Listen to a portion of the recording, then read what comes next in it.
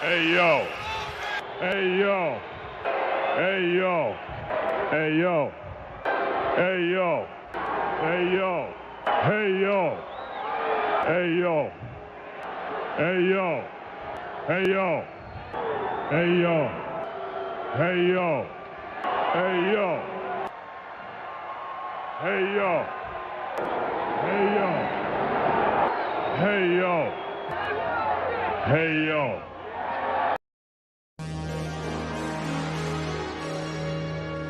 CG.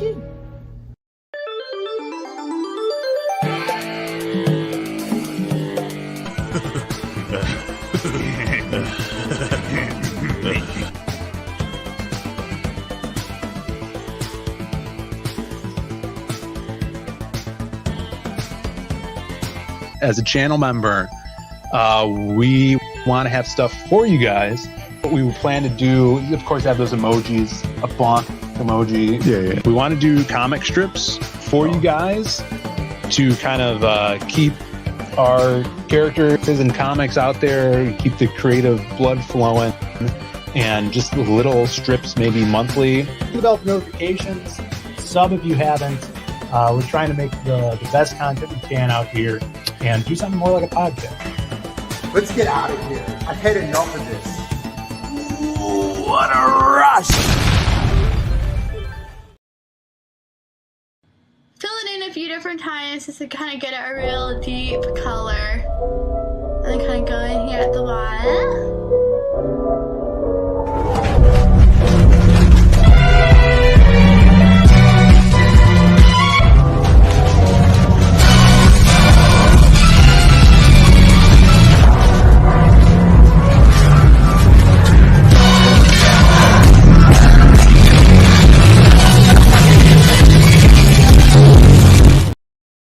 Threats are part of wrestling, you know? But you gotta look at the person that's making the threats. This fat son of a bitch, he's challenged all of us, has been world champions before, been in this business 15, 20 years, and this fat son of a bitch is gonna trial us all out. Calm down, okay? All right? He's fat! I'm gonna... About this. I don't care if he don't... I'll make him bleed. Let's go! Who are those guys?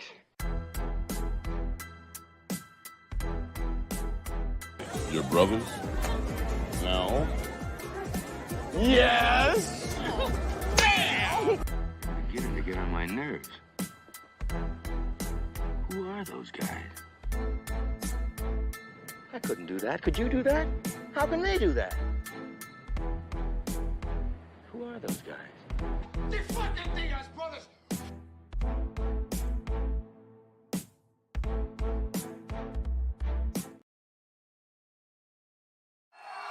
Connor, I know the media has a ton of questions for you, so I just want to ask you, what do you think of this turnout? Yeah, fuck the DIAZ brothers, yeah?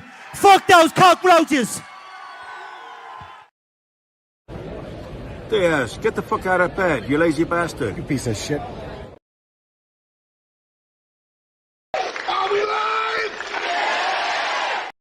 Hello, and welcome to the show, guys. I'm sorry. First off, can you hear me?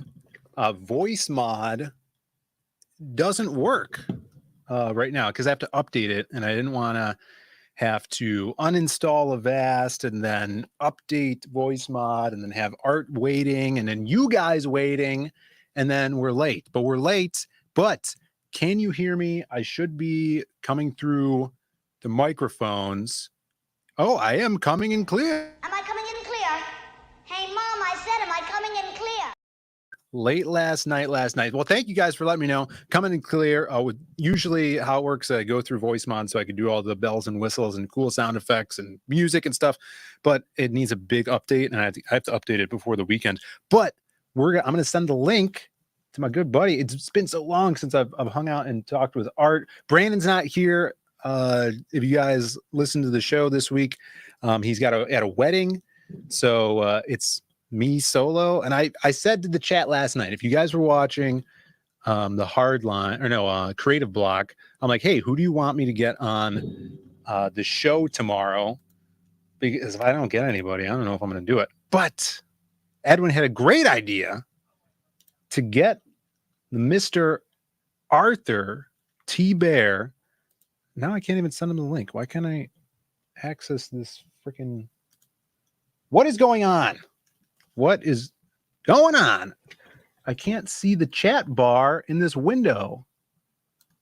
There it is. Okay. Here we go, Art. I'm sending Art the link. Sorry, guys. Happy Independence Day to all. And welcome to the show. You know, it's really not the same without the music, without the intro. That's kind of somber. But welcome. Friday, guys. Friday is here. And you guys get to choose. Before Art comes on here, I want to talk about some things, unless he just jumps right in. Let me actually tell him, take your time, Art. Take your time. Because we got a long show. No rush is a better way to say that. No rush. But welcome. I can't say what's up to everybody in the chat, even though, I mean, I guess I could. Where was it? I thought I had the... Oh, yeah, here we go.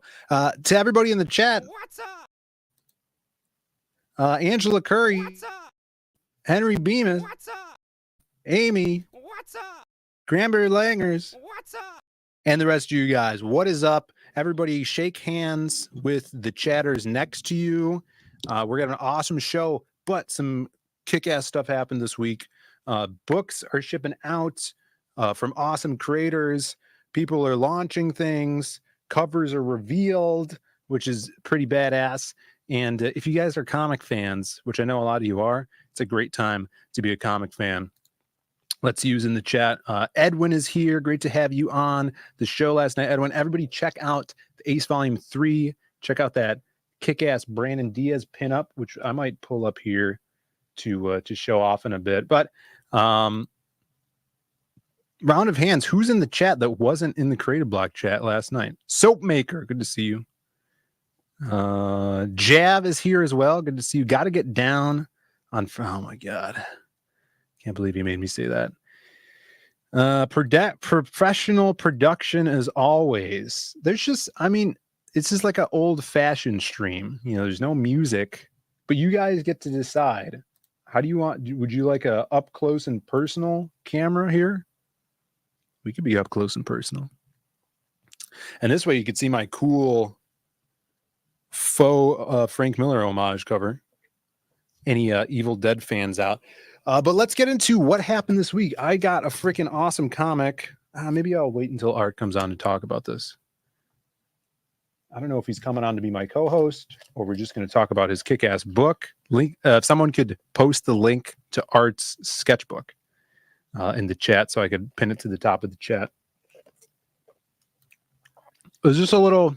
No, you don't like this? You don't like the close-up here? Too close. Live unboxing. Well, if you guys were in the chat yesterday, you saw it. I'm drinking some matcha. This is blueberry matcha. And well, let's get into stuff that's going on. You guys are comic fans. This is pretty badass. So this one?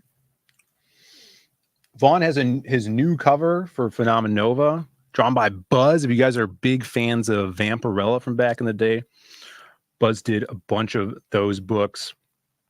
Kick-ass cover. Actually, the first time showing it colored. I think it's on Indiegogo and Kickstarter now, so check that out. If there's any mods, you could drop links to that. What else do we have? Mr. Dave Brink. Phenomenal artist, or a creator, I should say. Phenomenal creator. Put out so many books under the Perfect 10 title. Now he has the big artist edition of Perfect 10. Fulfillment starts this week. If you guys have been around the Diaz Brothers show, we did have RJ on to talk about this book, who is the publisher at Critical Blast. Really, really rocking guy over there. And Fulfillment is going to start shortly. This is the summer of Fulfillment, guys. Brandon did go on a side quest. Unfortunately, he's not here. Let's see. Why do you... Snarticon's in the chat. We have a tweet by Snarticon we'll look at. Super exciting. Why do you climb a tree to fix a water line? These are the questions we ponder. What's up, Sumo? Good to see you, Sumo. Great to have you in the chat last night as well. Other topics. I got an email that Donald is done shipping Jaeger Bomb. Freaking sweet. Great fulfillment. Speedy delivery on a Jaeger Bomb. Shout outs if anybody had grabbed it in the chat as well. And how is everybody's Bancroft is in the chat here. Bancroft, how was your 4th of July? I didn't know you were in the chat earlier. I didn't see you. You're such a prima donna. Look at this guy. Judge Danny. Sus. Looks like an unauthorized stream. What does that mean? I don't know what that means. We need to get on schedules. Well, we've been doing Friday streams for a long time. Okay, Judge Danny, I don't know how long you've been around here, but I've been doing this time slot for a while. My 4th of July passed unmarked. Michael, are you streaming after this? A lot of people streaming tonight too. I think Pete Cimetti is going to do a stream later. We'll talk about that. Yeah, a lot of Danny talk. What's up, Ellie? Good to see you. I'm still waiting for Michael Bancroft to chant USA. This is great. 30 years in an ISO cube. I appreciate the double L there. Yo, real talk. This is kind of sad. I didn't see Louis this week, guys. I mean, I saw Louis, and we could play the intro here for those of you unaware who Louis is. Kill some time. Oh, look at Louis being a badass. Yeah. About to enter flavor country.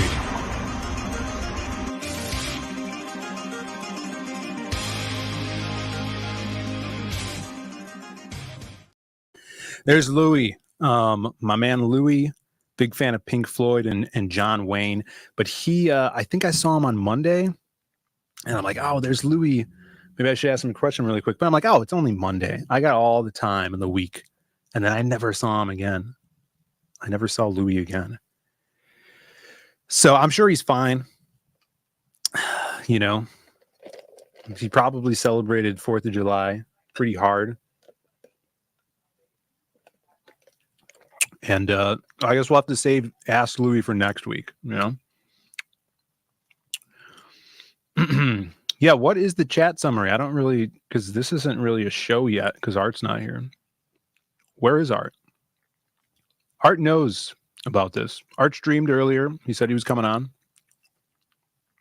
A lot of topics and questions to ask him about. That's true. Tomorrow is never a given.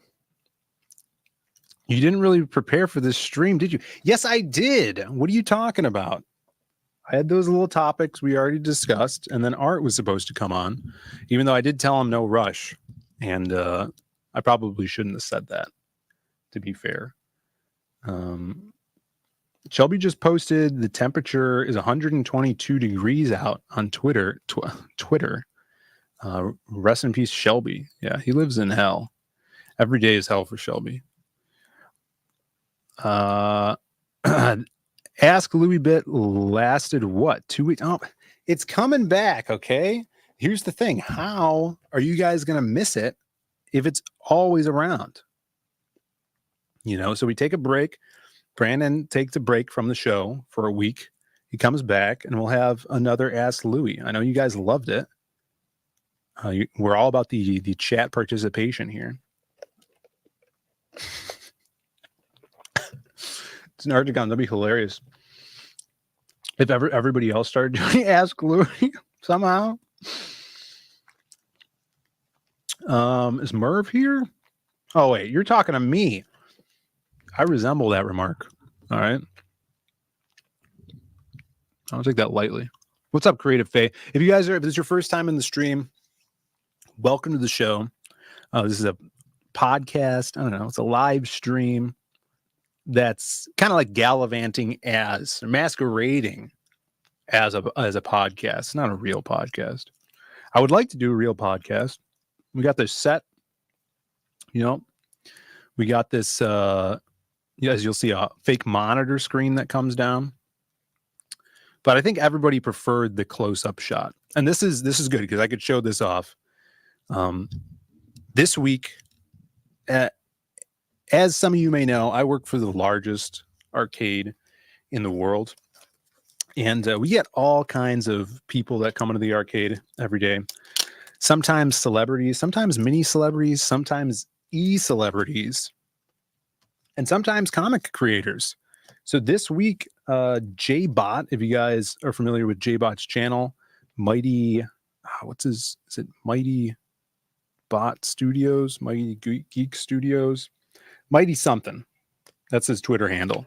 But J-Bot, Jason Vasquez, he came to visit the arcade. He used to live over here, and he dropped this off for me, which is freaking awesome. It's his book. This is like the prelude, the issue 0 of his book that he's going to be putting out eventually.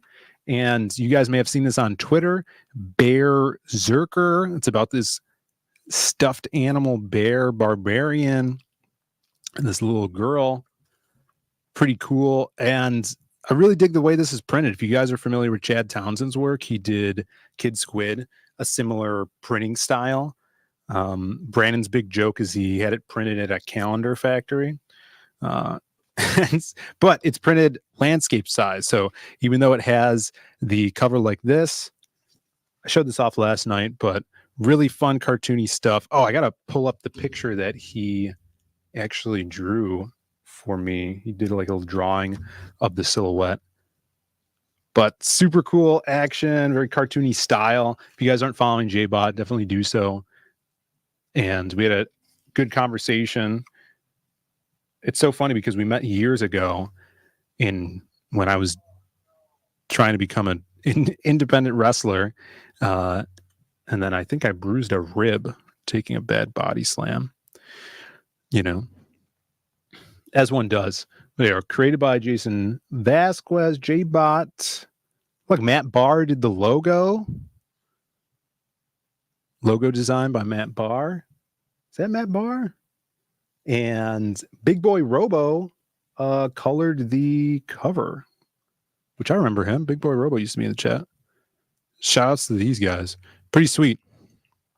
Fresher Luke in the chat says, Art T. Bear book when? What are you talking about? I got like 2 of them already. I got Black and White recently, this year, maybe like February or something like that. And then he has a new sketchbook that's coming out that when he comes on, we'll talk about. I think that's it's on Indiegogo right now. Link is in the description below. Look at, I like this little weird nightmare creature. You guys see that? Can you guys see that? Pretty fun. So I don't know. You guys might be able to get these if you message Jay. Pretty sweet. Big Boy Robo is a G.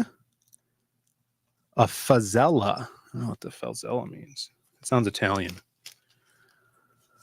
Little adorable. Oh, Reese is in the chat. What's up, Reese? Good to see you. No, we can't see it. I feel like I'm getting trolled in the chat here. Oh, do I have a copy of CG Vacation? Damn it, I should have brought one because Art has a kick-ass pinup in that book. It's so good. And I think he used it as he made it into a print for Black and White as well. Pretty sweet. What's up, Vaughn Coleman in the chat? Wait, what was your wrestling name? So I never had any matches, but I wanted to do this like televangelist gimmick. And the wrestling name was going to be, and maybe for artists out there, if you need any inspiration and you draw me as my indie wrestling persona, it was Angelic Phil. I was like this televangelist that would start as a manager to, a hot wrestler. Not specifically a attractive wrestler, but like a wrestler with some heat on him or her. But and then, you know, I do the whole thing where there's a blind guy in the audience, and then he, you know, you cure his blindness. But he was in on it, you know. And then you know, maybe I would turn on the guy that I'm managing and become a wrestler myself. And my finishing move was called the Philpocalypse. So, and I think I've shown it on stream before. I've shown the Philpocalypse because I have video of myself in the ring performing the Philpocalypse on a wrestling dummy. We had this like big, probably like 5'5" or 5'10" giant human dummy. It was like dead weight, you know, probably weighed like 150 pounds or whatever, but it was almost like a giant rag doll, but it was made of I don't know, like matte material, like, and had a bunch of beads in it. So you do that to like practice body slams and stuff. It was pretty fun. I've shown it on stream. Someone could, you know, pull it up on stream or something.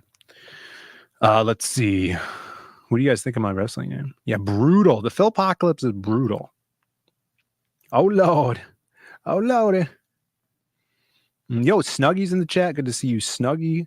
Would you and Brandon start out as a wrestling team? No, Brandon didn't want really anything to do with it. Like, I think he would probably come up with some storylines or maybe be a manager, but he came up with some fun ideas back in the day. Let's see. I think Shelby's here. What's up, Shelby? Good to see you. Shelby, you need to activate YouTube redirect so channels could raid into you. It's easy, but you just have to know how to do it. You have to go into your YouTube settings so I could send my chat over to your channel, which I was not able to do last night. Your set is falling apart. Yeah, you just don't pay attention to that, Squibs. All right. Okay. Let's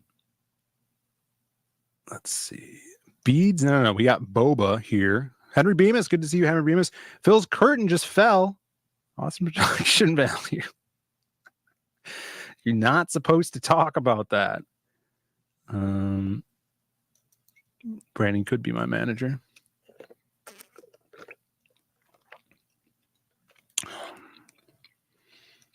Raid into you. That's like what's that band? Dave Matthews Band. It's a David Matthews Band song. Can you Metro explain to me how to do redirect? What's that guy's name? Michael Bancroft has a YouTube short on it. He'll tell you all about it. Yeah, Bancroft enjoys the Zayd raid. Zayd raid could I think that was one of the tag team moves we had when 6am was doing those wrestling shows. Giant human dummy is a good name for a hero. Yeah, that's like a hero from like Cash Grab, which I think we talked about this last week. Donald, and there was an update about it. So if you guys backed Cash Grab, I think it was his. No, maybe Donald has his own newsletter. He was showing off designs for the Cash Grab 2. Let me see if I can pull those up. What if art never shows up? That'd be real sad. Let's see. I'm going to my email. Donald. Here we go. Donald Cash Grab 2 designs. Yeah. Yeah. All right. Do I share this screen though? Do I let everybody see my emails? I can't even put it on this tiny monitor. I have a really tiny monitor you guys can't see over here. Yeah, let's take a look at these. These are pretty cool, huh? And I can still see your guys' chats as well. How do I actually share this? Not that. This. All right. And let me pull it up. There we go. And then let me do this. There we go. Donald doing some cash grab designs. He says, no homework this month. He's been busy fulfilling Jaeger Bomb, which he's done now. Cash grab 2. Orange is the new fat. Wanted to share some designs for you exclusively. First up is passive aggression. She's stuck up Paris Hilton fashionista type that can hurt with her words. Are these like villains? I love looking at this. Microaggression. Midget girlfriend that gets stronger the angrier she gets. Look at that expression there. That's great. What else do we have here? Up next, we have 2 tons. Oh, sorry, 2 ton Tess, a Gorlock type character that eats everything in sight. Man, Gorlock has really inspired a lot, you know? Inspired a lot of characters. The Hunch. She's hungry. Nurse Ratchet. Very sassy. Isn't like Nurse Hatchet from something? Is she a One Flew Over the Cuckoo's Nest reference? Let's see what people are saying. Courtney's in the chat. What's up, Courtney? Good to see you. People are still talking about Henry Bemis. Donrell's been sitting on these Cash Grab 2 designs for a couple of years. That'd be hilarious. And then, of course, you have the cover. I don't even know if I can show this. It's just so grotesque, you know? Like, in the art sense of grotesque. The style. The stylings of the plunger is a freaking steak. That is great. So everybody look out for that. Stop sharing that. All right, let's go back to this. Gorlock gave me a great deal on my journey into mystery number 114. Gorlock's a big comic collector, I guess, huh?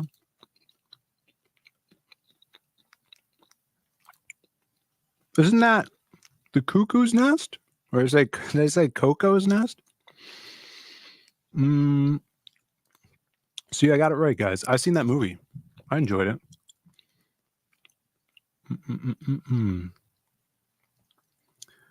Scrolling. Henry Bemis. Once you lower your defense. Oh, there's a little conversation going on.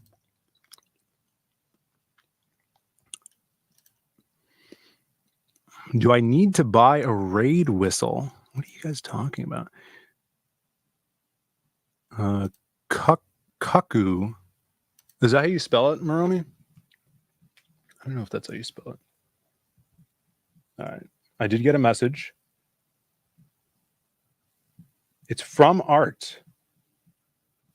He says, I'm on with Shannon to help him out. All right. You want to come on, Shelby?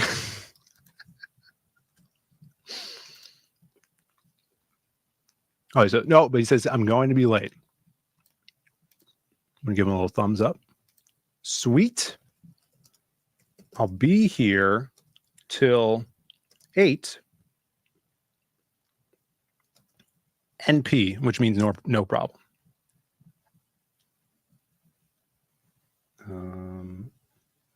Well, now I don't know if I should send this Shelby the link. I'll send him the link anyways. Because I do have topics to talk about, which is fine. This one is pretty awesome. Mr. Oh, what is this light? Is it too much light there? Let me change perspectives on you. I'm usually able to use this little stream deck to hit the buttons and controls and stuff. But now that my voice mod's down, I can't. So I got to do it manually. Link me foo. All right, I sent you the link, I think, Shelby. Shannon Bemis. Ours failed us. No, he's still coming. He's still coming. Get in here and save this shit show language. What's up, Mark? Good to see you, Mark. Ah, here we go. Got my preview book today. Thanks, Phil. Yeah, post about it. Show that twinkly cover. Post about the freaking shininess of it. And hopefully you did the story. Let me know what you guys think of the story. And that's exactly what I was going to pull up. Now I don't know if Shelby should come on, because then there's going to be 3 people on. And then I can't use the TV that comes down. We'll figure it out. We'll do it live. But check this out. Snarticon, he said he was getting his books today, and he did. Received all my Twink Sparkle Psycho Slumbers today. God freaking frick. Look at this. This is so cool, dude. That picture looks even cooler than like the pictures we took. How did you get that all shiny like that? That's so sick. Got him in. Thank you for posting about it. Let me see if I could make this bigger. There we go. Is that good? Does that work? Look at that. So friggin' sweet. Yeah, these all went out Tuesday morning. And so, we had the holiday yesterday, so no mail. But you guys probably got them, are getting them today, tomorrow, this weekend. Post about them. So cool. Thank you guys for all the support on this. And we're working on the campaign right now. So we're getting some special add-ons set that art needs to be drawn for them. So I just sent those like directions out for the art idea for a shirt that we want to do. And we're getting a few pages colored for the campaign. And then we're looking either end of the month, early, what's next month? August? Already August? Right. July, August. That's insane. So maybe we'll be launching in August, but the turnaround time on this is going to be super quick. We're just basically getting printed, colored. A cover is being worked on right now. Gonna be awesome. So if you guys love horror slasher stuff, stay tuned for that. And everything on the Lost Pages 3 campaign is now on our site. So if you guys were looking for any of that, we closed down the campaign this week, and now it is ready to be grabbed up on the Zaid Comics site, which I think the link is down below as well. We got Noah in the chat. Is that true? Noah, where's Noah been? What's up, Noah? Good to see you. All right, we do have a guest here. We don't have any music. Let's see. We have a intro. I think I just deleted his intro off this tab because here we go. You come out here and try to get the sympathy of the people, but you don't get my sympathy at all. Shelby. I can't scissor to that, man. I know. I literally deleted that video. In the stream. So you're going to filibuster until Art gets here. Yeah, I can filibuster like no one's business, man. Are you still alone? Let's talk about Marvel Comics in Taco Bell back in 2002. I don't remember that. Talk about this. Yeah, dude. Taco Bell, you had to get a gordita meal, and then you would get a free polybagged Marvel comic. Really? Back in the day. Yeah, they had Fantastic Four by Mike Wieringo, and then some other books. They were all pretty terrible. Really? And they're smaller than a standard size comic too. Check it out. Well, they need to fit in the gordita bag. Yeah, they actually used to suck up all the juices from a cheese quesadilla, that creamy jalapeno. But look, they're like a little bit smaller than a standard comic. I have it flushed down here, but look. Yeah. So you can put them in a standard current bag and board. It has the Taco Bell logo on the book. Are those worth anything? Well, yeah, it comes with it. It might be. Mine are wrecked. My copies aren't. Mine are wrecked. Well, they have the Diablo sauce stains on them. That's why they're wrecked. Yeah. This is true. Shelby, where's your guest, man? he's forsaken Phil, me. how you know? How do you feel about your guest not showing up, Phil? I mean, it's fine, you know? Yeah. Yeah, I could have I just wanted to help Art out. He's got a new sketchbook. Have you met Art T-Bear? I met him several times. He doesn't remember though. No. Well, we'll see. He used to work at Extreme. It's time to confront him. Time to confront Art. Yeah. I want you because he wasn't working. He wasn't working in studio. He was when he was doing black and white. Yeah. There's a few artists who were working at home, working on their own stuff. You had Jeff Mitsuda, Chap Yape, Norm Ratman, who was an inker, Taber, and who else was working at home? The guy that was working on the Blood Wolf series worked from home. He was a painter. Yeah. And then the guy that did the first 3 quarters, his name was Rob something. Actually, I talked about him in a video I made live on Chapel Volume 1. He did issue 1 only. Oh, you put that up recently, right? I made it live recently, but it's an older video. I have a lot of videos. I just stockpile them in. Yeah. Yeah. Everybody should just sub to Shelby's channel if you guys love Chapel and many other. Hey, I got something. Well, help me. Do I have to start a live stream to be able to access the raid function? No. Well, I'm going to send the link to Michael Bancroft and he could explain it to you. Yeah, let's just do that. Because I mean, chat, you got 3 people in chat who stream too. So maybe they, yeah, no, hold on. Let me, no. And then Noah can send his, 2.5 viewers to me when he decides to end. And should we get Noah in here? It's been a while since I've hung out with Noah. Nah, dude, you're going to lose your channel. Don't do that. Okay. Yeah. I mean, you could get him in. I'm just playing. No, I'm sure Noah would love to come on. Or Art, I could get Art Jedi on. Let's see. Hold it. Hold it. Hold it. Me and Art are buddies now. Art Jedi, that is. Angela Curry for $5. What's up, Angela? I'm sorry I don't have any bells and whistles for you, but Joshua. Yeah, Joshua's my boy. Angela Curry for $5 says, how do you say his last name? Durstein? Durden, I think it is. Just liven the stream up. Well, that's a statement. Like she's telling us to liven the stream up. Hail Diaz Bro and Shelby, who's one of the unofficial brothers.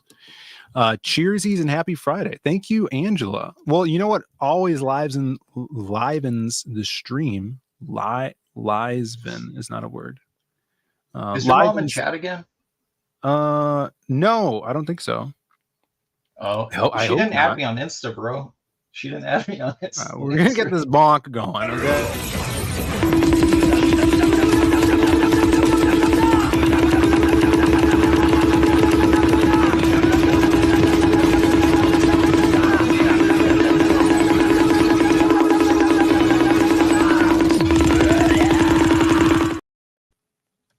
Yo, check this out. Thank you, Angela. How much of the creative block did you watch last night? I was there, I think, for all of it. I just stopped talking because I was drawing. I was in there for a bit. So I started noticing every other comment was me. So I had to slow down. I was like, oh, you backed off a little bit. I can't be commenting on this nonsense. Yeah. Well, check this out. This is for channel members. All right. I talked about this a little last night. But if you are a channel member, we did a special Independence Day post on the channel. Pop this up here. I showed this off yesterday, but for those that weren't here last night and your channel members, you can go over to the community tab on the Zaid Comics YouTube channel, and you could go to this post. And it'll take you to the super secret link to read the member exclusive comic strip, The Masquerade, which I've been working on with Alan Alonso, the Great Howl Comics. And look at this. What do you think of this, Shelby? Look at all the hard work that I did paneling out these panels. So you could read it panel by panel. Freaking awesome. Great. That's cool. Yeah, it's really cool. So I'm kind of playing around with it, testing it out. Like if you're doing a crowdfunder and you want to put a digital tier on your campaign, it's almost even, you could always sell the PDF, which is usually what we do when we do digital stuff, but it's almost even cooler to put it up on here and have it a secret link for your backers to go and read it, because you could read it on mobile as well. They have an app, or you could read it in browser on your phone. So it's pretty badass. That's cool. Yeah. I still think it's a mistake for you to print a sideways comic, Phil. Why? Why do you hate sideways comics? So, okay, I have personal beef with Marvel. Did that one time. There was an X-Men annual drawn by Lin Lu. Yeah. And it was a sideways issue, and I actually have an art for inspiration because the artwork in it is good. Mm-hmm. The issue I have with it is the bagging and boarding and that, because when a saddle stitch book is on the side, it's just easier to manage. Now, when you have a saddle stitch book on the far side, the top or the bottom, it becomes a whole issue. It's like, how do you bag and board this thing properly?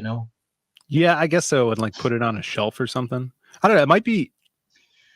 Yeah, it might be. If it's thick, Here, like what if it's like 60 pages? If it was a hardcover, I think it'd be okay. Hardcover, yeah, hardcover would be cool. Yeah, see, Chad's taking offense to your comment. He says, "I just printed my book sideways." What's up, Chad? I also had a thing with Chad pulled up that I wanted to talk about. Give a little shout out. So yeah, so if you guys are members or you're not members and you want to read this exclusive book, it's 8 strips right now of one full story, and we've been working on them for over a year now. Just like every couple months, I'll write the next strip, send it to Alan, and he'll work on it in his free time. And you could become a member and then get access to this storyline, which is about the Masquerade's love interest getting kidnapped. Let me speed by here. By this guy, Boss Brass, the Robo Orchestra. I don't mind hardcover books, like real thick books. They're pretty dope sideways, or like even what do you got? Like the Garfield collections. Oh yeah. Mm-hmm. So the VHS cover art, that's a hardcover, and it's sideways. It opens up like like you were saying. Right. Yeah, that would be cool. Yeah, maybe I'll do a really. Yeah, it's pretty dope. But I feel like it has to be a hardcover, man. Like maybe we'll do that because I want to do this for a while. I mean, each strip is basically 2 pages. It's like one strip and then a cliffhanger page. And so I want to do it until I get, finish the whole story arc. And I think it'll be maybe like 60 pages, so that would be 30 strips. I think I could do that and then do a hardcover. I mean, 300 is a hardcover, right? 280. Frank Cho did a bunch of his Liberty Meadows books sideways, I think. Yeah, I don't own any of those. I got his regular comics. I'm super biased, man. I'm a bad guest, Phil. I'm just here spouting what I like. No, you're the remember we used to do these show and tell streams back in the day. I miss those. We would show things and then tell about them. Really brought me back to my childhood. Chad is in the chat. I wanted to shout out Chad. He has his book He's doing a kind of like a second chance over on Kickstarter. I'm sure a lot of you guys already backed his stuff on Indiegogo, but if you haven't, definitely hit him up. His book is freaking awesome, and it's got insane foil. If you thought the Twink foil was good, you'll really like the foil on Black Phantom. We went to a convention down in Houston. Was it Comic Palooza? And everybody was walking past his table or our table. We were tabling together, and they were stopping because they were being blinded by his Black Phantom cover. So shiny. Also, you can get his. That's how you do it. Yeah. What is it? The standee. I think it comes with his Black Phantom standee, which is great. So go grab that. Thanks for shouting that out, Henry Bemis. How many Black Phantom foils do you think it would take to light the Great Pyramid? You know, that's how they used to light the pyramids, was they would angle them down corridors and hallways so the light would reflect off one another, like Indiana Jones. With mirrors, right? Yeah. But you could use comics. You don't even need mirrors. That's true. Yeah, you only probably need a couple to illuminate the inside of one of the pyramids of Giza. You know what I'm saying? I agree. You're a Lobo fan, right? Would you call yourself a Lobo fan? Fam? A Lobo freak? Yeah. When was the first time you noticed Lobo? Well, the first time I noticed Lobo, you don't want to hear this. Why not? The first time I noticed Lobo, I saw the book of his first appearance on a wall when I was younger. Really? And I was like, I wasn't allowed to cuss, because I was little, but I said, damn, that looks stupid. That's awesome. Yeah. That's Omega Men number 3. Mm-hmm. I thought it looked kind of terrible, to be honest. But when the Bisley 99-cent book came out, that was a huge deal because every other book was $1.25, $1.50. What are you looking at? Oh, I put in Omega 3, not Omega Men 3. My bad. Yeah, my comic shop had that on the wall for like $8. I was like, nah, dude, this is stupid. No, what are you talking about? Look at him. He's my friend said it's extinguished Ghost Rider in space. That's Lobo. He's got that Gene Simmons haircut, Gene Simmons circa 2015. And listen, man, that body screams Eclipso. You've seen Eclipso, right? Yeah, it's like Eclipso, or it also reminds me of Metamorpho, right? Kind of, yeah. He's got that orange and purple going on. Hey, listen, man. Thank God for the biz. That's all I'm saying. Thank God for Simon Bisley. Yeah, I agree. Yeah, but this was Keith Giffen still back in the creator of Lobo. I know. And then he was in like the Justice League International stuff where he was more bikery. He didn't look like this. That's when like Kevin McGuire, is his name Kevin McGuire, right? Did that? Kevin McGuire, I believe so. Yeah. I don't have a whole lot of DC books from that era, Phil. I got a bunch of Green Lantern books from the 70s. I got some Flash comics from the 70s, 60s maybe. I got a bunch of old Flash books too for some reason. Well, I inherited a large comic collection from a family friend. And they were all just beater copies. Like they were like, sock drawer stacks and stacks of comics that he had bought and read through the years. Well, that's why I wanted Art here, because he actually drew he worked on a Lobo story that is in one of my like Lobo best hits of Lobo or something. The collections, yeah. Yeah, he's credited, and I think I mentioned it. We were on a stream a year ago, and he's like, "Oh yeah, I did that," because he did DC work back in the day as well. But this is big news. No one's seen this coming. Is it food news? Jason Momoa reportedly being eyed to role in Supergirl Woman of Tomorrow. And it's sounding like Lobo. I called this many moons ago. Yeah, so did everybody else, Shelby. It wasn't you. I'm special and unique, bro. Momoa. Now, this is kind of, what do you think of this title? Supergirl Woman of Tomorrow.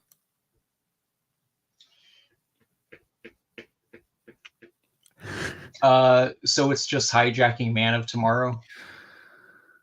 Yeah, I guess so. But So I just like sounds- the girl and woman right next to each other is kind of weird. Weird title. I would not have did Supergirl. Because is she a girl or is she a woman? You know, choose one. They have a Superwoman character too, though, don't they? She's evil. I mean, no one Right. watching these movies reads comics. They could just take that too. Yeah, that's true. Better than Female of Steel?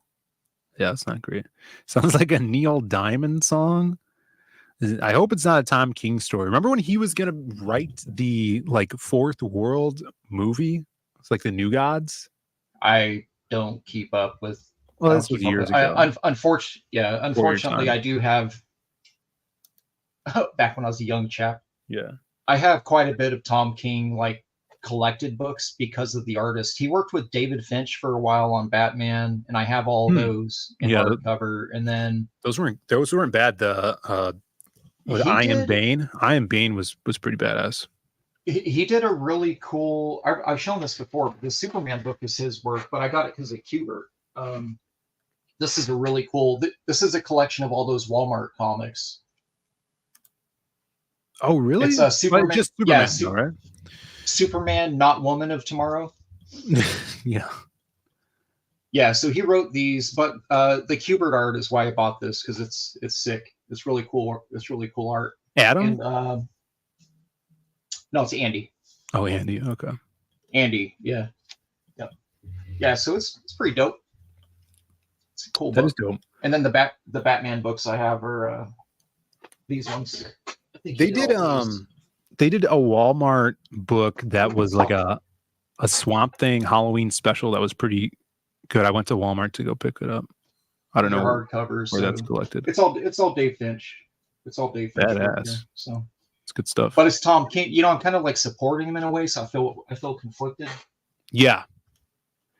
The Yeah. story is just not my favorite. I don't know if I told you I went to go see that Frank Miller film, which I don't know if you guys could see it like streaming or something yet. But the Tom King was in the Frank Miller film, like being interviewed about Frank, and his like title under Tom King, like when they do documentaries, it said Tom King, comic book writer, and ex FBI recruiter, or no, CIA recruiter. Like that's his claim to fame. It was funny. Did he make fun of Jay Lee's dead dog in the interview, or? No, I think they cut the cameras. They cut that part out of the documentary. But shout outs to Jay Lee. Cool dude. Yep. He's also always awesome at conventions. Hold it. Hold it. Hold it. I'm a that was not the voice mod. That was actually me. Angela Curry for $5. Yesterday at the party I went to, someone brought tortilla chips because she loves the sunflower oil they use. I made a judgy face. There we go, Angela. All right. Appreciate that. I hope I got to tell my brother that. But thank you so much. And here's a little bonk for you for the super chat. Appreciate it.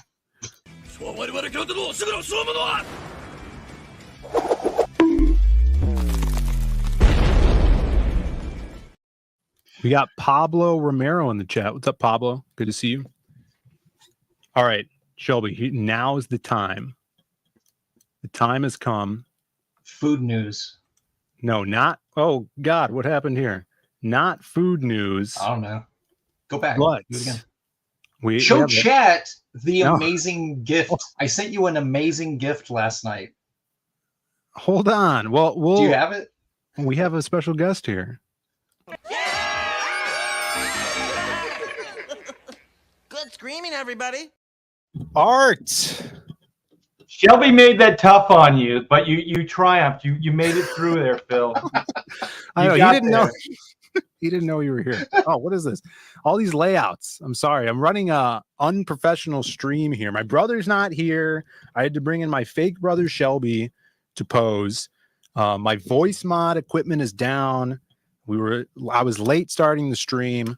It couldn't be a better stream, but I'm glad you're here, Art. It's been too long since we've hung out. It has, and you're hiding behind all that mic gear, man. You're good looking. Yeah, there you go. Dude, I remember the old like Bancroft hangout streams where we would just chill on his stream. I mean, I don't drink, but everybody was drinking. Drunk Art would come on sometimes. It was good stuff. Yeah, awesome. Drunk Art. Those were the good old days. That's a great legacy to have, you know. Well, it was like tipsy Art, you know. Yeah. Putting that sage advice out there. Care about any of that stuff. So. But dude, how's it been? You fulfilled Black and White 2, which I got that months ago. It was freaking awesome. It was jam packed with prints, and then you did. Oh, I remember I got the Roquefort cover, and then you did the Joe Bennett one. I had to get that one. It's freaking great. The books look beautiful, man. So good. And now you have a new campaign up, and you're ready to roll that out too. So it's super exciting. Yeah, I think we're 3 days, a little over 3 days into it. Things are running pretty good. So it's Oodles of Doodles and other stuff too. It's this book right here. So this is the original printing. This thing completely sold out. So these are going on eBay for anywhere between $69 and $120 right now. It depends. Like some of them came with like dust jackets, and some of them had headshots drawn in the flyleaf book. Yeah. So it depended on like what the book was, but yeah, those are going on eBay for quite a bit. So there is a market. And then over the years, people have asked me, it's like, well, how do I get one of these books? And I'm like, well, they're sold out. So we're bringing it back. This is a second printing, but it's going to be not a completely different version, but it's going to be a different version of the original. So there's going to be a lot of new pages. There's going to be a lot of CG, Comicsgate artwork in there. And yeah, there it is. There it is. It is. Yeah, the link is in the description, guys. Someone throw that in the chat too. I'll pin it to the top. And yeah, Oodles of Doodles. Freaking sweet. I'm sure you have, I mean, how many pages is this bad boy? It's 60 pages, and it's a 9x12 book. It's hardbound, so it's like a coffee table size book. We got a quote from Kevin Nolan, if you go back there. Ooh. Yeah, right there. And an actual THIBERT Nolan jam, like a convention jam. That's what that black and white artwork is right there. The Batman piece. Yeah. So we were sitting across. It was a little slow. I think it was a Smallville con. And so I had drawn this headshot, and I just walked over and said, hey, Kevin, could you ink this up? And I said, how much? He goes, don't worry about it. He grabbed it, inked it up, handed it over to me. And I was like, sweet. Yeah, that's badass. And then just like we always do is we take advantage of like an open door. So then later when I was, launching this book, I said, could you write a foreword for the book? And he said, sure. So that's where we got that from. Yeah. Yeah. That's kind of like Shelby did this awesome back cover for my newest book, The Lost Pages 3. And then I got a quote from Doug Mankey and put it right over his art on the back there. And everybody was really excited about that. Yeah. Yeah, Art, why did you not put the quote over the face of Batman on that? Well, had I known the genius that is Philip and his wisdom on how to market and sell comics, I would have. Yeah. Instead, I stupidly put it off to the side there. What an idiot I am. You accidentally showed some art. Yeah, we can't be having that, guys. How do you feel about that? I mean, really, I need to see how you You know, how you're coping with the Do you have decision. do you have one of the books to show? I don't have one near me. So it printed like that? Where No, there's it's not he's all, you know, he's pretend salty about it, but it's not over. I did all Oh, the I'm not formatting. pretend salty. No, Shelby's absolutely human. He is pissed. I am enraged. No, it's not even covering anything. It's you know, it's all good. It's okay to be enraged, just not engorged.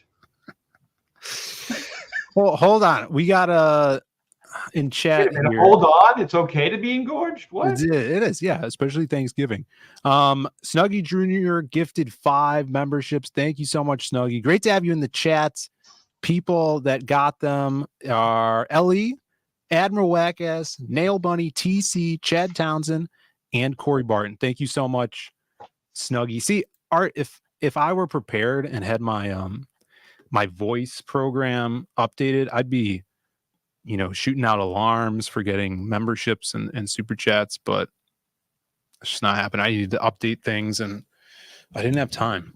So you're like one of those, like when I played in bands, you're one of those guitar players that's like, I don't have my wah-wah effects pedal, and yeah, you know, I'm gonna be off all night, you know, whatever. And I'm like, it's a freaking wah-wah pedal. Come on, man. It's like if I didn't have one cymbal on my drums, I think I'd still be able to play the set. I'm not like that. You know, I'm used to all of these comforts that are set up around me. You like hiding behind your technology. Exactly. Yeah. Let's see I don't know anything about technology, so I can't hide behind anything. That's why I was late, because I had to update something and I'm like, I don't even have time. And I had to looked up how to update it and it wasn't working. I don't know. I want to pop this out. This is a sheet piece you did? When did you do this? Yeah, so there's some work in progress. Oh, you can blow it up. That's cool. Yeah, look at that. Damn, that's awesome.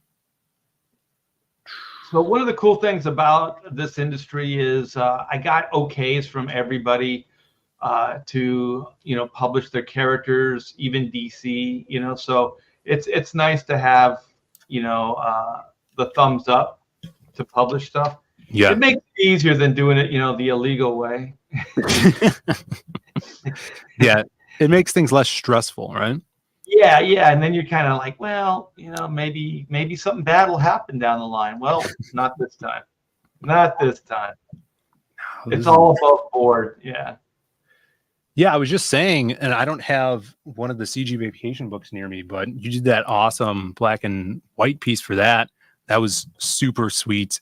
And then I saw you put it as a pinup as well when you did like a I think did you make it into a print for your book, this previous one? That was so cool. Yeah, I think it was the pre-launch print or something like that, you know, the freebie print. And thanks for setting all that stuff up. That was very cool. And I had to put it in. My wife Pamela, I've been drawing black and white for 30 years now, right? Yeah. The characters, all this stuff. And then she goes, you know, my favorite piece that you ever did of black and white? I go, what's that? That swimsuit thing. And I'm like, oh my gosh. Dude, when you turned that in, I was blown away. Like, that was just so freaking awesome. It's an awesome 90s throwback. And that was one of my favorite pieces for sure. Oh, thanks. Yeah, I guess apparently it was one of my wife's favorites as well. I love that. That's awesome. Yeah, so guys, the link is in the description. Go over here, back this bad boy. So much content in here. And I love this character who's a new villain for the next book. Is that right? Yeah, she's a kind of a new old. So she was in that original ongoing. It was called Black and White Codename, or Codename Black and White. Mm-hmm. And so she was in that series, and she was going to be one of the big bads. And so, you know, like 30 years later, I always love that story. My wife loves that story. So we're somewhat bringing it back. I'm working with a writer buddy, and we're putting this thing together. So she's in the book. So it's kind of a callback from 1995, but it's a completely redesigned character. Yeah. And there's some new powers and abilities. So she's kind of a technomancer. So she uses technology through like voodoo spells and things like that, so she can raise the dead and do all kinds of supernatural type stuff. So she's got a brand new costume and a new purpose. So she's going to be a major player in Black and White Volume 3, which we're calling Sins of the Father. And that's going to come out in October of this year. So that'll be officially 30 years. So the book came out originally in '94 in October. So it'll be a nice little nod to the original. That is awesome. This is now I was questioning this before you came on, but do you remember Shelby back in the day? I don't remember anything from back I knew it. Shelby, when did you come into Extreme? Was it like beginning, mid, or towards the end? Mid through the end. So I was telling Philip that I was like, yeah, like there was a bunch of dudes working at home, like or out, at least outside the studio where I wouldn't see them very often. I remember like Matsuda and Yape and Ratman were already full time at home. Like they were never in the studio. Okay, that's where I was working. That's where I was working. We started a studio together, and it wasn't Ratman. Ratman wasn't part of it. It was me. No. It was Chris yeah, but he was not in there. Mm-hmm. As Leitner, Aaron, and then Chap and Jeff, and I think Hawk June and Chris. What was his name? Oh my gosh, he did a Cybrid. Sam Liu, yeah, and Sam Liu, yeah. So it was the group of us. We had an office over by the airport for a while, and then we moved it closer to our homes, which was in like Anaheim Hills, Irvine, not Irvine, Anaheim Hills, Yorba Linda. Yeah. I was living in Anaheim Hills at the time. So I was probably out of the office by then, right? So yeah, there was really like as far as in the bullpen and stuff, it was like me, Shannon Denton, John Fang, Calvin Irving, Andy Parks, Pat Lee, Dietrich Smith, Byron Snakebite, George. Remember George? Max Potter, George. Yeah, Danny and Jonathan still were in the office. Brian Denham, Todd Knock, Stucker. Murat had his own office, and of course, I was roommates with Frega, back in the day. So Dan had his office. Was that the apartment off the 91? Was that right when you hit? Yeah, Anaheim Hills. Yeah, because I lived on Green River, so I was the next stop. The next exit, yeah. Yeah, the next exit. Yeah. That's funny. Yeah. It's a small world. You probably don't recognize him because he had bleach blonde hair back in the day, and it was. I was all pierced out. No, I was in my punk rock days because I used to be in bands, and I had like spiky blue hair and piercings and. Well, I think I only came in a few times, and I think the main time. We went in to grab a bunch of our desks because Jaime Mendoza and Larry Stucker he was coming over and was going to be part of that studio as well. But we were already established by that time. But that's the only time I really remember going in later to the office there. It kind of had, just be honest, it kind of had a little bit of doom and gloom feel like to the place. Yeah. The end is nigh. Yeah. Did you feel it? I mean, because you were still kind of like a new guy coming in, right? Did you kind of have any sense of it? Yeah. Because as soon as I came in, it took me about 2 weeks to get a rate instead of just a bullpen rate. So I started getting a page rate, and I started doing a bunch of. I was doing like a ton of finishes for Rob for his pages, like. The Bad Rock stuff, and I was a finished penciler basically, and I started doing some small panel stuff for. So wait, were you doing issue 2? Were you inking that stuff, doing finished inks? No, or penciling, tightening up the pencil. Okay. Pencil. He gave you those little thumbnails, and you go to the Xerox and blow it up, and then I was doing all that. Yeah. Okay. And then just a bunch of fill-in pages and layouts and just. Really stuff. It was kind of I was ill-equipped for, but he weirdly thought I could do it, so I just did it. You know what I mean? It was just things that I'm not going to tell him no, you know? Right. But yeah, it was definitely interesting. But yeah, I know exactly what you're saying, because it was like my second week there, and just Byron spurred out about the bonuses that no one has gotten in months, and I was like, oh my god, like this is. And you're like, I'm not going to go beyond that, but what? yeah, I'm not even getting my yeah, yeah. So there was a little bit of concern there. Yeah, I was like, oh man, what is this? Yeah. Well, what was funny about, like, you know, Matsuda and Chap and myself and Chris is that, you know, you guys would come over and hang out in the studio sometimes, and so then we would hear these stories, and we were just kind of like, I don't know what to tell you guys, you know, because a lot of you guys, yeah, there was a lot of. Yeah, the sad thing is, like, you didn't have any real world experience.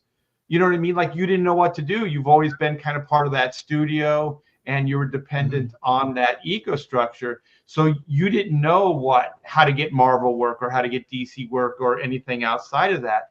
So I really felt bad for you guys. So like when Jaime and Larry and some of the other guys left, you know, one of the things is I established Jaime a page rate at Marvel. You know, I did those things so he could be an entity outside of even Hack Shack Studios. Yeah. You know, which he did. You know, and now he's one of the like top inkers that, you know, the industry has. So yeah, he's on that bat. I think he's inking Doug on that Batman book right now. Batman Outlaw. Yeah, he looks great over me. Yeah. So these are the 30th anniversary commemorative black and white head sketches. Those will be in the flyleaf, so you can get black or white. And the reason they're commemorative is because this is their new power suits. So this is the new suits. This is like kind of a preview. At the same time, probably the first original artwork that will be generated for the series will be those doodles in the flyleaf. So you can get them separately, or you can get them both together. Oh, nice. That's awesome. Yeah, I love the hardcover oversized books. Like I have I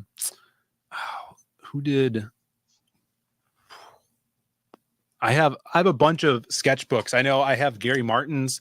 His wasn't hardcover, but I just love having these coffee table books where you can flip through and see all the art. Like it's so like now that I have my own place, I got my own coffee table.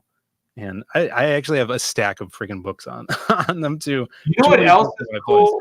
Like for like your listeners is you can make your own art books too, because like these prints that I offer for this campaign, you can get one of those portfolio binder books, and they'll hold 11 by 17s, and some of them will hold the smaller ones, like the 8.5 by 11s. Oh yeah. So you can basically create your own art books. You know, when you go to conventions or when you see live streams, or I should say, you know, I guess like Indiegogo or Kickstarter, they always have prints. Like you can get those, and you can kind of make your own, you know, art books and stuff.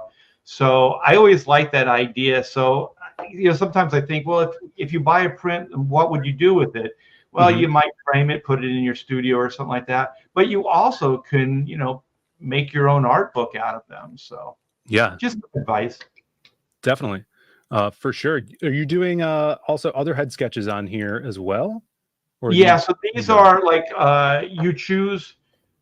So any character of your choosing, except for creator own, like IPs. Yeah. And I don't do nudes. I mean, I'll do sexy, but I'm not gonna do any nudes. Those things got a way of coming back on you, so you don't want to do those unless you get paid like an enormous amount of money. Yeah. So how much additional for a nude art? What's that? How much additional for a nude? I don't know. Every man has his. Contact me at DM and we'll talk. All right. Yeah. So it's a great campaign. I wanted to make it about art and artwork.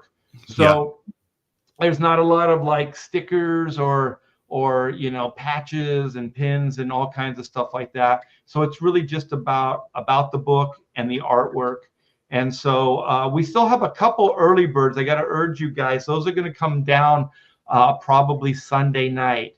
So if you want to get that free Del Keown pit print, you can get those in the early bird tiers.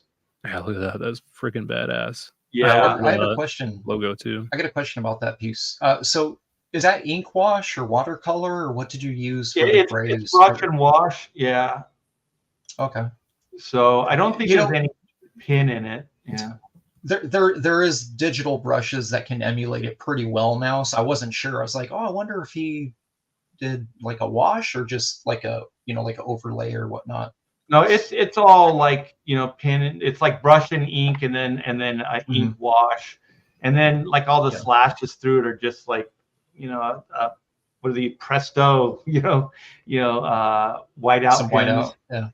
Yeah. Yeah. Cool. So it's pretty straightforward, pretty direct. I have one of those Wacom tablets, but I just haven't had the time to really get into it. So I can work just as fast, like just practical. So there's really no incentive for me at this point, to use digital at all. The only thing I do like about digital is like, I guess you can plug it right in when you're live streaming so that they can see what you're drawing. So you don't have to do all that camera BS and stuff like that. So I like that just for tutorials and things like that. But otherwise, I don't really see any advantage for me personally. I just use it for coloring, to be honest. I don't really, I was just, because the line art doesn't look affected by the gray. It's, like sometimes it'll pull from it and that. So I was like, oh, I wonder if it looks very clean with the gray. And sometimes when you throw some wash, it can, depending on what pens you're using or ink, it can pull from the line art. So I was like, oh. Also, there was a lot of graphite. So sometimes the originals have that kind of, like instead of the white board, it becomes like the light gray board, because of all the pencil that's just kind of like rubbed into the board. So I do clean some of this stuff up digitally. So I'll enhance the whites, or I'll, bring up the white so you can get rid of that gray of that pencil, and then kind of bring in some of the dark. I'll darken it up just slightly, just because, you just lightened it. So now you got to kind of bring it back to what the original was. So I do play with some of the levels digitally. Yeah. Yeah, dude, this is one of my favorite pit pieces that Dale, like someone other than Dale, has done. This is so freaking sweet. And I think as well, isn't the 30th anniversary of Pit coming up too? Probably. I know like she is 30 years. I think Black Flag is 30 years. Yeah. Pitt's like 33 right now, Phil. Is it over 33? It was a 92, 90. I mean, when it started, because of Youngblood number 4, and then the Malibu stuff. Malibu Sun was in 90, right at the end of 91. But Pitt didn't come out in Malibu, right? It was later. It was previewed like in Malibu Sun. Like I remember. Yeah, they had some preview stuff. Yeah. When that hit the market, I was like, it was one of those like no shit moments, like when like a kid in control of a monster. You're just like, oh my god. Why hasn't anybody thought of this before? And I was like, this is perfect. It's kind of like when League of Extraordinary Gentlemen hit, and I was like, oh my gosh, I can't believe no one thought of this before now. It seemed like it was such an obvious idea, and it just took forever for it to happen. So I like those kind of concepts, that they're really simple, and it is one of those things like it just seems like it's iconic before it even comes out. You know what I mean? Because it taps into that kind of zeitgeist, kind of like Giant Robot and Johnny Sacco, Yeah. This awesome one says, so his first appearance wasn't as bad as Lobo's. Yeah, Pitt's first appearance much better than Lobo's first appearance. Yeah, Lobo kind of hit some misses early on. For sure. I don't think they could figure out who it really was. Like that's the thing about getting the right creator on these properties. It's kind of like, Deadpool, not taking anything away from, Rob Liefeld. That was a great version of Deadpool, and Fabian. But, who was it? Oh my gosh, who wrote Joe that? Casey, right? Joe Was Casey. Joe Casey? Yeah, and that kind of that time period is what cemented the character. You know, that's like the character that we know now. Right. And so sometimes it's finding the right creative team to propel that stuff into the next, level, I guess. Because now, I mean, Deadpool is huge. Yeah. The Joe Casey, Ed McGuinness work is the stuff that really started the fourth wall breaking, eating tacos character that everyone likes. Yeah. Definitely. Look, this you have the Lilith piece in there too. This was one of my favorite prints that I've gotten in the past few years. I had it before I moved. I had it like taped up to the end of my long box, so I always see it. I love that freaking, and the colors came out great on that too. That Lilith one, and then you also have your Magnolia pieces as well. I remember when you were years ago, you were doing that. I think I was live streaming them, right? I remember those. Live streaming them, and remind me, because I couldn't remember. I was talking about this the other day. Was I selling them or was I giving them away? I don't remember. I remember. You got one of those young punk memories. Yes. I remember watching it live, and you did did you do the Puff the Magic Dragon as well? Yeah, I did HR Puff and stuff. That's I did HR Puff and stuff. It's an old kind of pulp character. His name's Scarecrow from Romney Marsh. Yes, I remember that. What else? I did a few. I did a lot of Thundercats characters, and so Mike was just posting them on his Facebook, and I was like, oh my gosh. One of the things is I almost got to ink him on two separate occasions, and one was it was a Gambit miniseries for Marvel. What? And this was in the day. That would have just been killer. I remember talking to Scott Williams, and Scott Williams is like, "Are you going to do anything, extra? Are you going to do any of those things that you do?" And I go, hell no. I go, this is a paycheck job. I'm just going to trace those things. Yeah. Because it's basically just open area and solid blacks. You know what I mean? So I was joking. I probably would have done more, but I thought it was funny. So that's the one that got away. So when I saw these, I was like, no, I never inked Mike. So this could be fun. And so I had already I started doing con drawings with ink wash and stuff. Like that Captain Kirk one is ink wash. So I started doing stuff like that. So I just thought, well, what if I bring some gray tones to the drawings? And so that's what I was doing. So I was kind of inking him, but there was a little bit of more brush flair to it.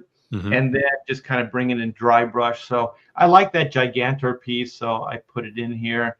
I thought it was a good companion piece to some of the other stuff. I would have liked to put more in there, but yeah.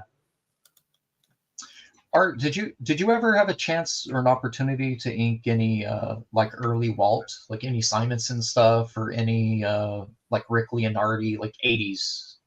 I would have loved to ink Leonardi. He's one of those guys that got away. I almost got to ink. It was Buscema on a Silver Surfer, John, but sadly he passed, so I never got to do that. And then John Byrne was one of the other ones that got away. And then Gil Kane. Those were my four that I always wanted to ink. And I have absolutely no idea what I would have done with John Buscema.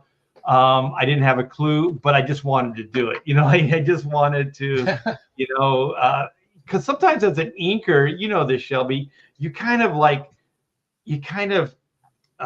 not conscious of it. It's like a subconscious thing, but you're kind of breathing it all in. You're kind of that stuff is all muscle memory. When you ink that stuff, and then you somewhat kind of become the penciler. It's kind of like sucking their souls a little bit. I've talked about that a lot.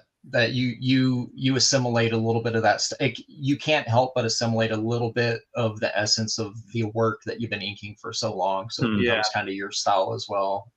Yeah. And just to answer, I did ink Simonson on a Fantastic Four, and I feel very, very privileged because he didn't let a lot of people ink him, especially somebody that was as new as me. And I don't know how it happened, but it happened. and he dug it. He really, really liked it. And so Walter and I stayed friends to this day, you know, after that. And I do remember that he was doing the annual, and the Fantastic Four annual. And I still remember I was at my girlfriend at the time, who was Pamela, who I later married. And I was talking to Walter on the phone, and he's like, I got to do this annual, and I have no ideas for a story. He goes, anything. He goes, just pitch it to me. And I go, I don't really have any ideas. There's just one thing that always bugged me is I don't like, what was her name? Sharon. She was the female thing. What was her name? Oh, yes. The female thing. The female thing. Yeah, I've never even heard of that. She was not sexy, Phil. Yeah, she wasn't like She-Hulk, but Rock. No, but she did have boobs, but they were like disgusting. They were like it was. She had the same. Yeah, she had the same build as Thing, but it was like a female. It was. And then she had some kind of symbol, but it looked like the golden arches. It looked like the McDonald's symbol. Like it was really weird. Yeah, they tried to accentuate it, but she was just like big. It just wasn't good. Yeah. And then when I was working on the book, like there it is. Yes. What is this? And she has no hair. She's bald. Yeah, she's bald. Yeah. And so one of the things is like Ben Grimm, the original Thing, he was a human again. Like he wasn't the Thing. So this woman was the Thing. So I thought, like, I really don't like her, and I like Ben Grimm. You know, so I was thinking, okay, what if, because they were an item, they were kind of like a romantic item. And so I said, they're incompatible, right? So what if Ben Grimm, because he wants to be with her, even though he never wanted to be the Thing, it kills him. You know, like he just wants to be accepted as a human. So he finally gets what he wants, but he's willing to give that up to be the Thing again, so he can be compatible with the girl he loves, right? Yeah. And so I was thinking, what if she did the same? But they didn't know each other was doing it, right? So basically, one becomes the Thing, and then the other one becomes human, but in a reverse way. Yeah, that's like the Gift of the Magi, where yeah, exactly. Yeah, it's classic. It's classic. And so then he goes, holy shit. He goes, that's great. And I'm like, oh, well, cool. You can use it if you want. He goes, I will. And so if you look at the credits for that annual, it says thanks Art for the story idea or something like that, but no pay, awesome. Or you don't get any pay or something like that. it was something like that. It was like credit but no pay. That's funny. And so I thought that was cool, and it's just flattering, you know, because Walter is like, he's one of the great writers. Like his Thor run, the Fantastic Four run was awesome. Like the dude knows sci-fi, and hell, his Manhunter with what was his name, Denny O'Neil, you know, way back when, was absolutely fantastic. So it was very flattering, you know, for him to do that, and to be as kind to me as he was early on. And also in Chrono Mechanics, in the trade, he wrote the foreword for that. Oh, that's awesome. Yeah. Dude, that's why, like, I've been going to conventions more this year and last year. And I was just at Heroes Con, and it was just so cool to be around so many creative people and talking with them. And it's like, this industry is very unique, because even if you have huge guys like Bisley or Steranko or, you know, Adam Kubert and stuff, they all remember being comic fans and loving the stuff that we do now. And that's so cool, because we all have that in common, and we kind of could bond over that. And like stories like that, and being able to rub elbows with these guys is insane. And just be able to have you on a stream art to talk about all this stuff is really, really awesome. I appreciate it. Oh, it's all good, man. I mean, one of the things about this industry that I noticed early on is that the elders did look out for the up and comers that were moving up the ranks. So Yeah. Walter Simonson was one of those guys, and I told him this story. And he said, I don't remember it, but when I was breaking it at Marvel, I was inking Jose Delbo, R.I.P., on like the Inhumanoids. It's one of their kid line books. And so Ralph Macchio, who was my editor, I turned in the job and he said, this is good, but I can guarantee what your page rate's going to be. He said, if you could go in and make these changes, he said, I can get you a better page rate. So I was like, fantastic. Yeah. And so I still have these, the whole issue, 11 by 17 Xeroxes, and like Carl Potts and Walter Simonson and anybody who was in the office that had the time and was generous wrote notes on the Xeroxes with a red pen. Yeah. So Walter was one of those guys, like thicken it up here, thin it out here. This is a principle that you might want to, think about, when you're inking, all these kind of things. And so I told him about that for the Chrono Mechanics, like to try to get him, like butter them all up. Yeah. He would do it. And then he goes, I don't remember any of that shit. and then he was like, you're like a stray dog. Like I fed you and then you won't let go. And I'm like, you're damn straight. And I said, you gotta stop being so generous with your time and your knowledge. And so, yeah, he wrote the foreword very reluctantly, but he did do it. Yeah, I'm gonna have Shelby write the foreword one of these days. And then I'll put an awesome Doug Mankey pinup over it. For that book. Yeah, I'm gonna put that all over the face. It's gonna cover it. Well, yeah, Shelby, now you got a pedigree, man. You've logged in some time in this industry. Yeah. Well, this is actually my 30th. This is my 30th year right now. Oh my god. Wow. Yeah. So, yeah, when I was hired at Extreme, I lied. So I told them I was 17. I was 16. Yeah. So they and Shannon, every time I would invoice, she's like, hey, I need a copy of your driver's license. I'm like, oh, it's lost. I'm waiting for it to come in the mail. Dude, I had my license in my wallet. I was already, I had my permit at 15. I was like, they're going to can me as soon as they see that, man. Because in California, you weren't supposed to, you had to have like all these like parental things if you were under 17 at the time. Right. For occupation. So yeah, I lied my ass off, man. I was like, nah, yeah, I'm 17, guys. I did that when I was in the band because I was younger than the other two players. And so, they served alcohol. So it's a 21 and above, older kind of clubs. Yeah. And so I kind of, like forged my parents' permission. Yeah. And got in and got to play. No one ever checked. It was all good, And on top of that, I got free drinks. So nice. Yeah, I was asking specifically about the Simonson though, because I noticed I was going through some older books. I noticed Panosian inked some Simonson as well, or at least inked some Simon. So Walter's work, and then I was like, man, I wonder, because I feel like there's a whole group of inkers that kind of shifted between specific artists or runs, like through the late 80s and even 90s, right?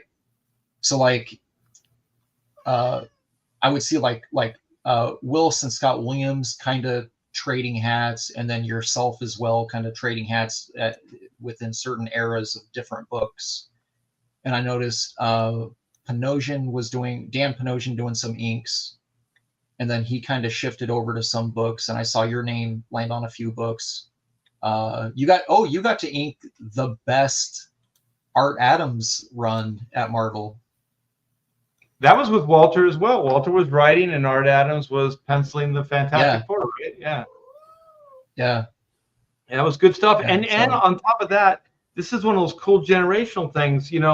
I was inking J. Scott Campbell on that Danger Girl 7, that massive Jam issue. And so I'm talking to him on the phone, and he said, I want to thank you. And I said, for what? He goes, this style that I'm working in right now, I forget, Alex Garner, he said, I told him to look at, that Fantastic Four that you did over Art Adams. He said, that's nice. kind of the style. He said, it's a lot cleaner, but that all those bloops and that thin, thick stuff and all that was from that issue. And I was like, wow, that's cool. Because, we all work in a vacuum. We have no idea what the impact of anything that we do, like on the industry or like even like readers, people are picking up the book. So that's one of the things I do really like about Comicsgate right now is because it's direct to the audience, so we can get feedback. And it's something I've never had, in 40 years. So I really do enjoy it. God damn it, Shelby, that cat. I know, man. Here, I'm gonna go. Hold on, I'll be back. I'm gonna give her some wet food. She's an addict. I thought it was a kid. I muted him. It's a stupid cat. I'm a dog. Yeah, we don't want to hear him sweet talking his cat, right? Yeah. No, I was just talking about that point yesterday because I've only been an indie guy, so I don't know the difference of what you guys have went through and now how being in CG and doing all this indie stuff and having that instant feedback, which I also agree it's the best, able to see people talking about the book online or making reviews and getting a sense of what the reader is into and what they're picking up on and latching onto in these stories. It really helps my process of writing and telling a story. But to like how you put it, like being in a vacuum, working for that company, this must be just kind of like a breath of fresh air in that aspect, Yeah, I dig it. I really like it. This is one of the best places in this industry that I've been. I've had moments where you kind of like it. You like the people you're working with, who you're around. But this moment in time is really, really special. As I tell you, you're probably sick to death of it. I am like an old guy where it's like, this doesn't happen all the time. Like this is really a special time that we're doing this, because the thing is, I broke in the independents. Like that's why I started doing like indie books, underground books with Jim Valentino and all those guys, Dave Sim, Renegade Press, all that stuff. And so that's all I ever wanted to do, is just create independently from the very beginning. Like Marvel and DC were cool stuff that when I was a kid, but it's not anything as an adult that I really wanted to pursue. And so, the Image boom gave me the opportunity to do some of that create your own stuff. And then now, the same, because you can't really do this stuff unless it's financially viable, because we still have to pay our bills. So the good thing about like those different moments in time is that it made sense financially, to do these things. And so that's why I didn't just do independence my whole career. I went to Marvel and DC because I needed a steady paycheck. Yeah, I could imagine. But I mean, also, I'm sure you, over the years, learned so much from all that experience and have that all behind you in the rearview mirror. And now you're able to put Black and White out again. You're putting this out. And like you said, October, Black and White 3, right? That's awesome. Volume 3. It's going to be a 2-part story, volume 3 and 4. So 3 is going to be titled Sins of the Father. And I'm working on that with Aaron Sparrow. He goes on Thinking Critical a lot. Yeah. So he's a good guy. He's got some time logged in as a editor over at Disney Comics way back when. I think he edited Darkwing Duck and some of these other books. Nice.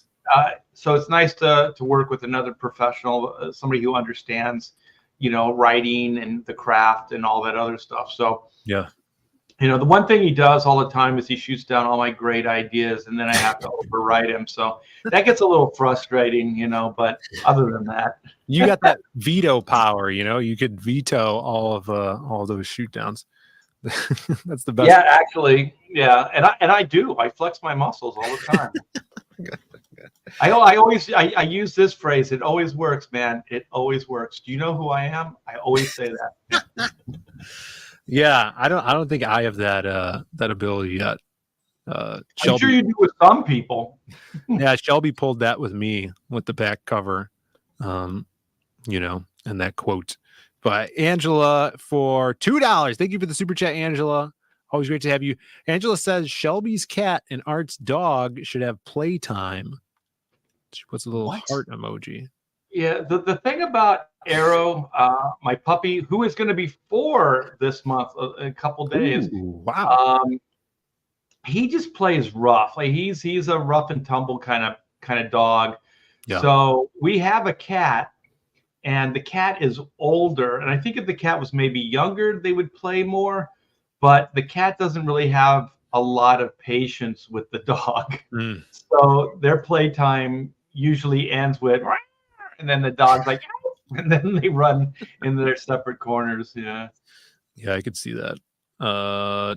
Here we go. Angela, thank you for the super chat. Here's a bonk for you. There you go. Thank you so much. Yeah, sometimes people need to be bonked.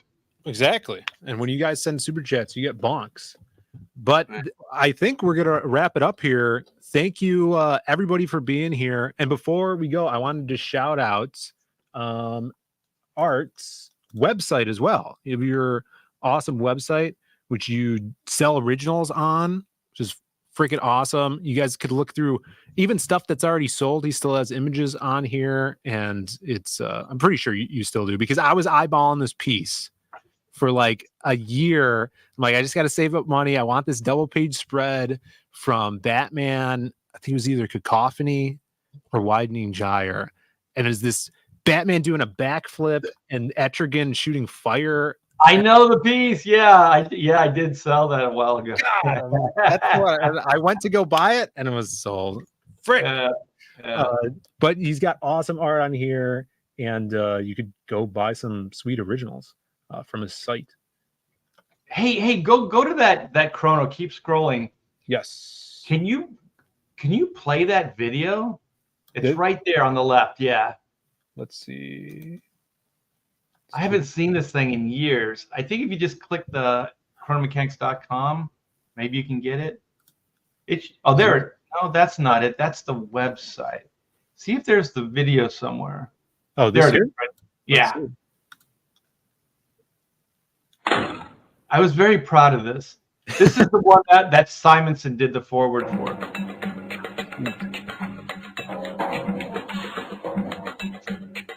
Can people still buy this? No. It was sold out.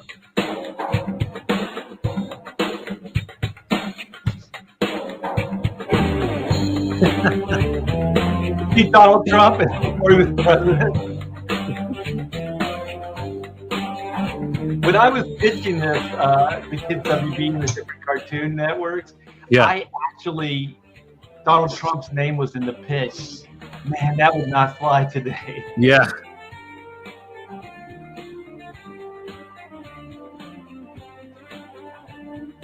Man, I remember this too. These guys just bring a big smile to my face, all 4 of them.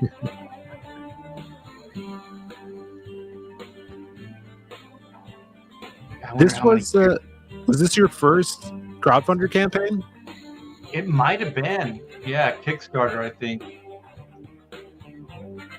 I think there's a Doug TeNapel quote in here too. Really? Did he do a pinup?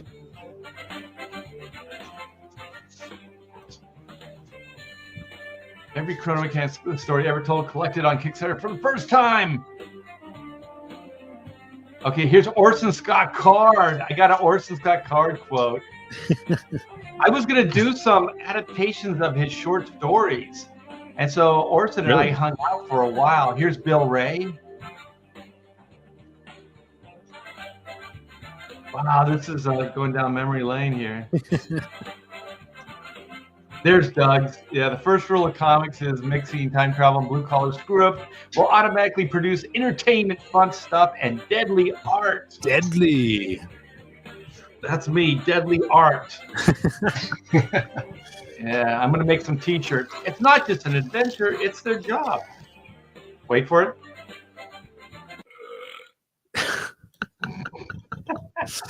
Awesome. Thanks for indulging me on that, Phil. I kind of feel like I held you hostage, and No, you're good. Dude, thanks for coming on. There was one thing I wanted to show on here that's like kind of like a side topic. I saw this. My brother sent it to me last week, but check this out. Someone did like a public domain character map. This is awesome. Yeah. So like all the public domain character, well, some of them, because I think the Shadow is up for public domain soon, but he's not on here. I think maybe in the 2030s. But this is like a little cool diagram. Of course, we had Winnie the Pooh a couple of years ago, Mickey Mouse this year, and then next year Popeye. Yeah, we got to do some Popeye crossovers.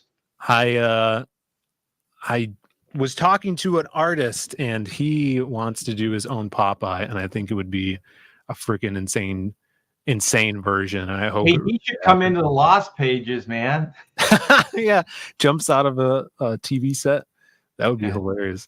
Yeah, Popeye is one of my favorite cartoon and comic strip characters. And then right the next year, Betty Boop. That's crazy. You know, I have an original Betty Boop animation cell from the Really? day. Yeah. That's badass. That's so cool. Then 2027's open. Goofy. Look at it. Crazy old ass Goofy. Yeah, I never even knew that's I've never seen that look before. Yeah. Me too. I've seen the Donald look though. Donald Duck, little rascal. King Kong. That's cool. But hey, you guys are into all that pulp stuff and everything. Did King Kong exist prior to the movie, or is the movie the creation of King Kong, the old black and white, animated Kong? Yeah. I'm not sure. I always thought it was just the film. The film created the character. That's what I think too. I could be wrong though. This obviously is an illustrated. That looks like it's straight from like a pulp cover though, like that type of painting. So I mean, I might be wrong. Don't you like those Godzilla guys, Shelby? Do you know anything about this? The kaiju? Yeah. Yeah, I do. Well, no, I don't know. I don't know. There's hundreds of them that were getting pumped out like way back in the day. So yeah. So hey, does that kaiju stuff date back to the King Kong time? Like that was like early black and white. Yeah. So granted, it might be bad information. I watched a video talking about like some of the first kaiju was actually these movies out of these silent films out of Japan of these giants that would come into like these towns and eat people. It was like the Japanese version of like the Abominable Snowman sort of thing, but they were like huge. This is interesting. Snow White, which I mean, obviously, like the character is already public domain because I think it predates the Disney, but the actual Disney version is up because that came out in like 1932, right? So yeah.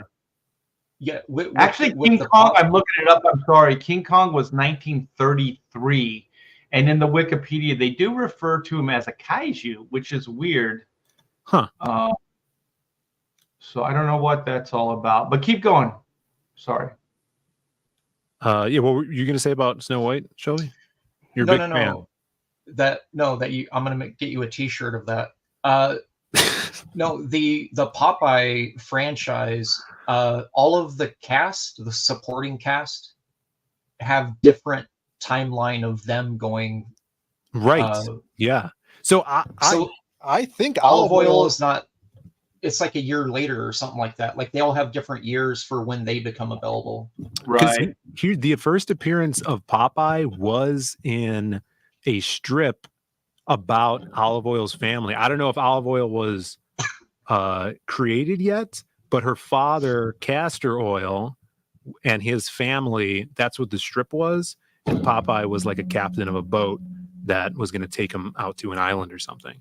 So the idea behind it is like that appearance and everything within that appearance is what goes into public domain, right? Right. And it's so you can't take anything else like later, like Eugene the Jeep and stuff like that. Right. You can only take from that original appearance, right? Is that?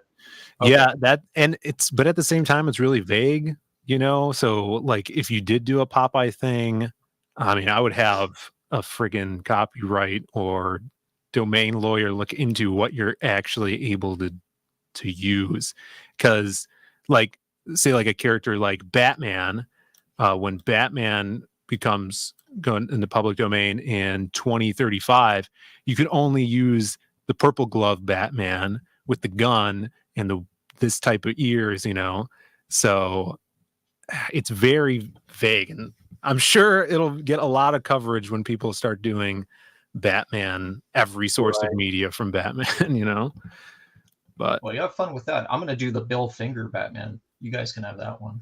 Yeah. For clarity, King Kong you're right, Shelby, it was created by the filmmaker, that Marin C. Cooper, for the film itself. So it didn't exist prior. So the film was the invention of the character.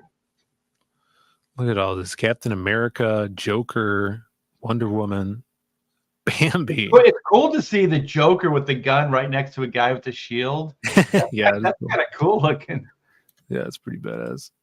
But that's what we have to look forward to in the next. Wait, when's the Mickey Sorcerer? When is, because that's like major, like contemporary Disney icon. Oh yeah, let's see what this says. In roughly 15 years, the modern version of Mickey Mouse with the signature gloves, eyes, and with pupils will enter the public domain. So yeah, this is yeah. I wonder what here's the idea. Hear me out, Art. Okay. You do a Steamboat Willie one shot, all right? Mm-hmm. In 15 years, you release the remastered version with pupils and gloves. that double dip. There you go. It's the long game. I like that. Definitely the long game. I'm kind of a genius, guys. They used Popeye to market spinach. Yeah. Why not, right? Of course. They always did that. All right. Okay. Well, I got to ask you a spinach question. Okay. Mm-hmm. Cooked spinach or raw spinach? Where are you guys at with this? Cooked. I won't touch raw. Yeah, I guess cooked. I like cooked. My family's like if it's mixed in with something, like a sauce or something like that, I don't mind it. Yeah, like a pasta, like throw it in your pasta with sauce. Yeah, exactly. It's good, but you can't really taste it, so maybe that's why I like it. Yeah. But I like raw. I'm like a weirdo. I like all my vegetables. Like I don't like them cooked. I like carrots and broccoli, all that stuff. Like cauliflower, I like it all raw. It's better for you, I guess. Yeah. I guess so. Yeah. I mean, I've had like spinach, like raw spinach and salads and stuff, but yeah, not in a while. But, my wife makes this orange poppy seed like dressing with strawberries, like fresh cut strawberries and spinach. Like that's the salad. Yeah. It is so freaking good, man. Yeah, I'd eat that. I've had stuff like that before. That's good. Yeah. Popeye was onto something, and he's making a comeback. Stay tuned for all of the Popeye comics that come out next year and are crowdfunded. Popeye, Vampire Hunter, Popeye Zombie Slayer, Demonologist Popeye. You'll see it. I think somebody in the Lost Pages needs to open a newspaper and for that character just to pop out, man. I'm trying to talk this artist that wants to do a Popeye thing into letting me write it. Or he's like, you could edit it. And I'm like, damn it. But here's the line. To kick this guy's ass, we're gonna have to go old school. So the guy opens his newspaper up, Popeye jumps out. All right, we're working with something here. Yeah. What do you call it? Clobbers? He just clobbers him? Yeah. Yeah, he'll do that tornado punch that he did Sinbad. That was my favorite. Is that where he winds up his arm? Yeah. Yeah. He did that in the movie too with the Robin. I tried to do that. I just snapped. It was like a spiral, what do you call that? Break. Oh yeah, the spiral tears. That happens if you like break your arm during arm wrestling. You get a spiral fracture of your I think those are the worst, right? That's basically where you're twisting the bone and your bone just shatters. Oh my gosh, horrible. It's horrible. I hear so that. Glad it never happened to me. Oh, wait a minute, it did. Well, Art, thank you for being here, man. Shelby too. Thank you, Shelby. He helped me out a little bit, I guess. But a little bit, yeah, a little bit. Filling time. No, thanks for being guys in the chat. Go check out the Oodles and Doodles campaign. It is up now on Indiegogo. Go grab it. Original art on there as well in that kick-ass pit piece. How do they get the pit print? It's in 4 tiers now, but so it's there's an actual pit tier, and then there's the jam. So that's like the main, tiers. And then there's 2 early birds that you can get it in, and it's absolutely free with those. But we're going to pull those early birds down Sunday night. So you only have, the weekend to get those absolutely free. So awesome. Yeah, don't sleep on it, guys. We're going to send you over to Michael Bancroft, who's streaming right now. If you guys want another stream to watch, and if you guys are looking for more comics, go over to Pete Sametti's. He's doing a call-in stream right now as well. So you guys have your choice, but stay here for Bancrofts if you guys want. And have a great weekend. Happy 4th of July. Hope everybody had a safe night last night. And we will see you guys on the flip-flop. Bye, everybody. Because she got a great ass. And you got your head all the way up it.